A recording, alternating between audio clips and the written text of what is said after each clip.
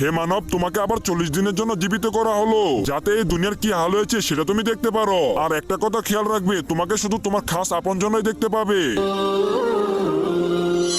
আরে ওই তো আমার বন্ধু, ওর সাথে কথা বলি। আরে বন্ধু এইদিকে দেখ, আমি আইছি। বন্ধু কথা শোনস না? বন্ধু আমার তো মনে হচ্ছে ও আমাকে শুনতে পাচ্ছে না। আরে ওই তো মুস্তাকিমের ছেলে, ওর সাথে কথা বলি। আরে কামরুল শোনো। আরে বাবা ভয় পেও না, এদিকে আসো, আমার কথাটা তো শোনো। আমাকে আল্লাহ তাআলা 40 দিনের জন্য জীবিত করে দিয়েছে, আর আমাকে সেই দেখতে পারবে যে আমার খাস আপনজন। আজকে দেখবো কে শয়তানকে হারিয়ে মাকে জিতিয়ে দেয়। মাকে ভালোবাসলে ভিডিওটিতে লাইক করে দিয়ে চ্যানেলকে সাবস্ক্রাইব করে দাও। আর শয়তানকে ভালোবাসলে কিছুই করতে হবে না। আর বাবা তুমি এখন আমার সব থেকে আপন, তুমি দয়া করে আমার ফ্যামিলির সাথে আমাকে দেখা করিয়ে দাও। ঠিক আছে চাচা, আসেন আমার সাথে আসেন।